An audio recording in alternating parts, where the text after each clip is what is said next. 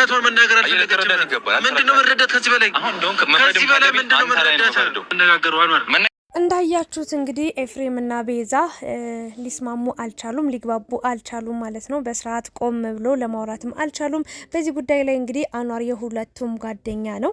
እነሱን ለማስማማት አንድ ለማድረግ እንግዲህ በጉዳዩ ላይ ገብቷል። ነገር ግን ኤፍሬም በጣም የሆነ ብቻ ያልተረጋጋ ሁኔታ ላይ ይገኛል። ቤዛ ደግሞ ተረዱኝ እያለች ትገኛለች ማለት ነው። ግልጽ ነው ቤዛ ምን አይነት ህይወት ምን አይነት ነገር ምን አይነት መንገድ እንዳጋጠማት በምን አይነት ፈተና ውስጥ እንደነበረች ምናምን እንደነገርኳችሁ ነው። በትንሹም ቢሆን እኔ አውቃለሁኝና በጣም መከራ ውስጥ ነበረች። ያንን እንግዲህ ተመልካችም እንዲሁም ደግሞ ኤፍሬምም እንዲሁም ደግሞ አንዋርም ሁሉም ሰው እንዲረዳት ትፈልጋለች ትጠብቃለች ማለት ነው። ግን ደግሞ ኤፍሬምም ቆም ብሎ ሊያዳምጣት አልቻለም፣ ሊሰማት አልፈለገም። እውነታውንና ትክክለኛ ነገሩን ካልነገርሽኝ ያው አብረን አንቀጥልም፣ እኔ ሁለተኛ ድጋሚ መጎዳት አልፈልግም ነው እያላት የሚገኘው ማለት ነው። እሷ ደግሞ ልትናገር አልቻለችም። እንግዲህ የመጣችበት መንገድ አለ፣ ያለፈችበት መንገድ አለ። ያን የሚያሳይ ፊቷ ራሱ ያስታውቃል በደንብ በቃ ምን እንደሆነች የት እንደነበረች ምን አይነት ህይወት እንዳሳለፈች ብዙ ነገር አለና ምን ልላችሁ ፈልጌ ነው።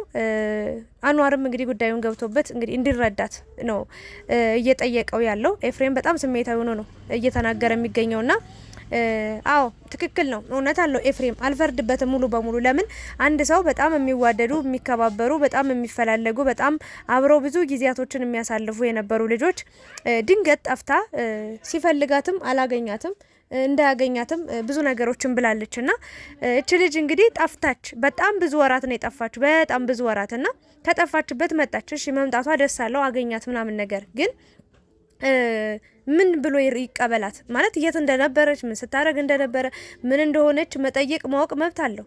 ምክንያቱም ይሄ ሁሉ ወራት ለአንድ ቀን እንኳን አንድ ሰው ጠፍቶ ሲመጣ ስልካ ጠፍቶ ወይ ቴክስት ወይ ሜሴጅ ምናምን ወይ ደግሞ ስልክ ሳይደውል ጠፍቶ ሲቆይ ያን ሰው ምን የት ነው የነበርከው ወይም ደግሞ ምን ስታረጊ ነበር ምን ስታደርግ ነበር በምን አይነት መንገድ ነው ያለፋችሁት ማወቅ መስማት ፈልጋለሁ ማለት ይችላል፣ መብት አለው። ኤፍሬም ያነሳው ነገር ትክክል ነው። ቤዛ ደግሞ ይህንን ነገር ልታወራም ልትናገርም አልፈለገችም። እንግዲህ ምንድነው የሚባለው በሽታውን የደበቀ መድኃኒቱን አያገኝም ነው የሚባለውና ቤዛ ደግሞ ያው ከሚባለው በላይ ጠይቆሻል፣ ማስረዳት ግዴታሽ ነው አለብሽ በቃ ማለቴ ይሄ ሁሉ ጊዜ ቆይተሻል።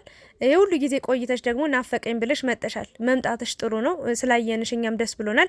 ከዛ ሁሉ መከራ ቆይተሽ እንደዛ ሰውነትሽ ሁሉ ከስቶ ጸጉርሽ ስታይልሽ በጣም ተቀይሮ ብቻ ፊትሽ በአጠቃላይ ችግር ውስጥ እንደነበርሽ በደንብ ያስታውቃል። እኔም ትንሽ የሰማሁት ኢንፎርሜሽን ስላለ ማለት ነው።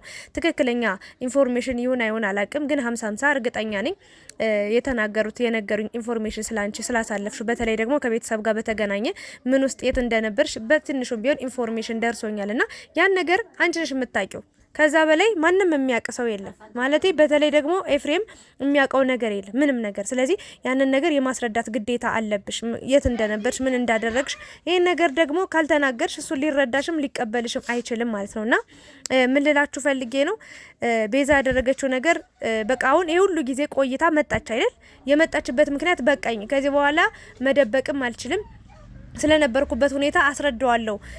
ይጠይቀኛል፣ ጥያቄ እንደሚጠይቃት እርግጠኛ ናት። በቃ የሆነ ጥያቄ የት ነበርሽ፣ ምን ስታደርጊ ነበር፣ ምን ሆነሽ ነው፣ ምን አጋጠመሽ ብሎ እንደሚጠይቃት ታውቃለች። ለዛ ሁሉ ነገር ተዘጋጅታ መልስ ይዛ መምጣት ነበረባት ብዬ ነው ማስበው። ካልሆነ ባልመጣች ወይ ደግሞ ትንሽ በዘገየች ይሄን ነገር እርግጠኛ ሆና ለኤፍሬም ማስረዳት እስክትችል ትንሽም ወይ ባዘገየችው ትንሽ ወይ በቆየች ወይ ከራሷ ጋር ትንሽ ባወራች። ግን እንግዲህ እንደዚህ በደፈናው ለምን አልናገርም ማለቷ ጊዜው ይድረስ ጊዜው ካልደረሰ ማለት የራስሽ ችግር ይኖርብሻል። አሳዝነሽኛል፣ አልዋሸሽም። ግን በህይወት ስላገኘንሽ ስላየውሽ ደስ ብሎኛል፣ አልዋሸም። ግን ምን ማወቅ መብት አለው፣ ግዴታ ነው መናገር፣ አንቺም ግዴታ አለብሽና ይሄንን ነው ልል የምችለው። አንዋርም እንግዲህ እንዲረዳት ነው የፈለገው። አንቺ የት እንደነበርሽ አልናቀም፣ ብዙ ነገሮችን አስቧል። በሰዓቱ አስታውሳለሁ እኔ የሆነ ፕሮግራም ነበረ፣ እዛ ፕሮግራም ላይ አልተገኘችም። የልደቱ ቀን እንኳን ሩታና አብርሽ ሰርፕራይዝ ሲያደርጉት የሁለቱም ፎቶ ነበር የቤዛንና የኤፍሬምን አሰርተው የሰጡትና በዛ ሰዓት ግን እሷ አልነበረችም ነበር ማለት ድንገት ነበር ሄደችው። ድንገት ነበር ልሄድ ነው ከቤተሰብ ጋር ቤተሰቦቼ ሌላ ሰፈር ሌላ ሀገር ሊሄዱ ስለሆነ ስልክ እንኳን ማውራት የማልችልበት ሁኔታ ላይ ነው የሚሄደው ብላ ነበር ያኔ ስትሰናበተውና ኤፍሬም በጣም ደንግጦ ነበር። ከዛ በኋላም ብዙዎቻችን ቤዛስ እያልን ስንጠይቅ እሱም ማያቅም ነበር። ለራሱም ጥያቄ ምልክት ትልቅ ጥያቄ ምልክት ሆኖበት ነበርና ምንም የሚያውቀው ነገር የለም። ምንም የደረሰው ኢንፎርሜሽን የለም። ምንም በቃ ስለሷ የሚያውቀው ነገር የለም። ግን የሆነ ቀን መጣ እውነታውን ነግራ ለተመልካችም ይፋ እንደምታደርግ ለሱም እንደምትነግረው ነበር የሚያውቅ የነበረው። ከዚህ በኋላ ስለ ቤዛ ተጠይቁኝ እውነታውን መናገር ከፈለገች ራሷ መጣ ትናገራለች። ግን እኔ አሁን ምንም የምነግራችሁ ምላችሁ ነገር የለም ቤዛ አሁን ላይ የለችም ብሏልና ድንገት እንግዲህ ኤዱ መጣ። ደግሞ ከኤዱ ጋር ጥሩ ቪዲዮችን እየሰሩ ነበረ። ከሷ ጋር አሁንም ሰላም አይደለም። ብቻ ባጭሩ አንድ ሰው በጣም ረጅም ጊዜ ጠፍቶ ማለት እንደፈለገ መሄድ እንደፈለገ መምጣት አይችልም። በህይወታችን ውስጥ አንድ ሰው የሆነ ጊዜ ይሄዳል፣ የሆነ ጊዜ መምጣት የለበትም። እንደዛ ከሆነ ለህይወታችንም አስጊ ነው። ጥሩም ያልሆነ በቃ ሰላም ያልሆነ ህይወት ነው የምንኖረውና ኤፍሬም በጣም ተጎድቷል። ያሳለፍኳቸው ጊዜያት እያንዳንዱ ቀናቶች በጣም ለኔ ከባድ ነበሩ። አንቺን መለየት አንቺን ማጣት በጣም ከባድ ነበሩ ነው እያላት የሚገኘውና አንዋርም የቅርብ ጓደኛው ስለነበረ ያው ይሄንን ነገር ሁሉን ነገር ያውቃል። ብዙ ነገሮችን አይቷልና በጣም እንደተጎዳ ድጋሚ ደግሞ አንዳንዴ ሁላችሁ በህይወታችን ለአንዴና ለመጨረሻ ጊዜ መውጣት የነበረባቸው ሰዎች ድጋሚ በህይወታችን መልሰው ሲገቡ ህይወታችን ሊያመሰቃቅሉት ሊያበላሹት ድጋሚ ሊጎዱን ድጋሚ ሊሰብሩን ይችላሉና ግን እኔ ቤዛ ያን ያህል የምትሰብርህ የምትጎዳ ልጅ ናት ብዬ አላስብም። የራሷ ችግር አለባት። ያንን ደግሞ አፍ ባውጥታ እንኳን ባትናገር በውስጥ የያዘችው ብዙ ህመም እንዳለ ብዙ ያሳለፈችው ችግር እንዳለ በተለይ ደግሞ ከቤተሰብ ጋር በተገናኘ እኔ ብዙ የሰማሁት ነገር አለና እሱ ነገር እንዳለ ሆኖ ማለት ነው። ግን ቤዛ ከካሜራ ጀርባ የግድ ለካሜራ ወጥሽ መናገር አይጠበቅብሽ። መምጣትሽ ጥሩ ነው። ምክንያቱም ብዙ ሰዎች ስንጠብቅሽ በጣም በጉጉት ስንፈልግሽ በጣም ስንናፈቅሽ ነበር። ምክንያቱም ድንገት ሄደሽ ድንገት ጠፍተሽ ነው የቀረሽው በጣም ለብዙ ወራቶችና ያ ነገር ደግሞ ከባድ ስለነበረ ሁላችንም የት ወደቀች ምን ሆነች ምን አጋጠማት ጤናዋ እንዴት ነው ምናምን የሚለው ነገር ማወቅ ስለምንፈልግ መጠሽ ለኛ ማስረዳትሽ መናገርሽ ትልቅ ነገር ነው። እናከብርሻለን እንወድሻለን ስላየንሽ ደስ ብሎናል። ከማርክ ጋርም ደግሞ ቢቀጥሉ አንድ ላይ ቢሆኑ እንደ ዱሯቸው ምናምን ቢመለሱ ደስ ይለኛል። ምክንያቱም ከኤደን ጋር የነበረው ነገርም እሷ ብቻ ነበር የምትፈልገው። እሱ በጣም በቃ ሪስፔክት የለውም ለሷ በጣም ክብር የለውም። የመጨረሻ ቪዲዮአቸውን አይታችሁት ከሆነ ሁለት ቪዲዮዎች ትንሽ ከበድ የሚሉ ናቸው። ለምንድን ነው የሚከብዱት? ያው እሱም ያልሆነ ደስ የማይል ቃላት ነው የተናገራትና ኤዱን በጣም ነበር የምታሳዝነው። ለምን እሷ ብቻ ነች የምትፈልገው እሷ ብቻ ነች በቃ አብራው እንድትሆን ሁሌ ይቅርታ የምትጠይቀው ሁሌ በቃ የምትከፋው የምታለቅሰው እሷ ስለነበረች በቃ አንዳንዴ ይኸውላችሁ ፍቅር አንድ ሰው ጋር ብቻ ሲሆን ከባድ ነው የሚሆነው። በሁለቱም ጋር እኩል መፈላለግ ከሌለ ህመም ብቻ ነው። ስለዚህ ቤዛ መምጣቷ ለሷ ችግር ይሆናል ብዬ አላስብም።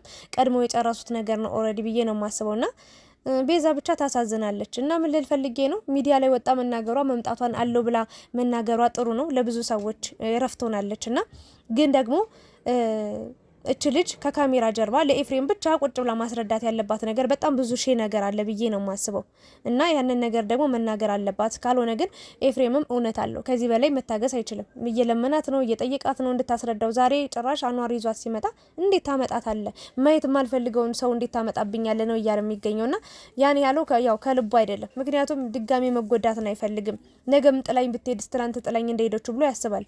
ይሄ በጣም ከባድ ነገር ነው። እምነት ከሌላችሁ በጣም ከባድ ነው ያስፈራልና ይሄን ነገር ደፍሮ ለመግባት ራሱ ማለት ነውና ይሄን ነው ልላችሁ የምችለው። ቤዛ ከካሜራ ጀርባ ብዙ ማስረዳት ያለብሽ ነገር አለ። ግዴታ ካሜራ መውጣት አለብኝ ማለት የለብሽምና ደግሞ ያው የምትችሉ አንዋር ዛሬ መጣል በጣም ነው የምናመሰግን የምናከብር።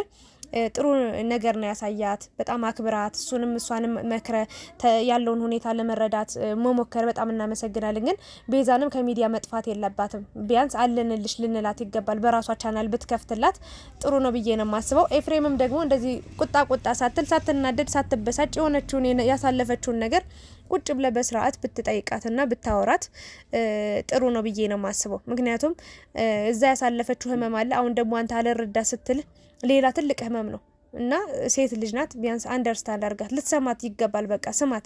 ምንም ተረዳትም አብራቱንም አትሆንም እሱ ያንተ ውሳኔ ነው የሚሆነው። ማንም ሰው ሊያስገድድ አይችልም። ቤዛም ብትሆን እኛም ብንሆን ማንም ሰው ሊያስገድድ አይችልም። ጓደኞችም ቢሆኑ ግን ለሷ ፍቅር እንዳለ አሁንም ያልጠፋ ነገር እንዳለ ፍላጎት እንዳለ ነው እየተረዳው የምገኘው። ስለዚህ ወደ ራስ ተመለስና ልትጠይቃት ልትረዳት ይገባ።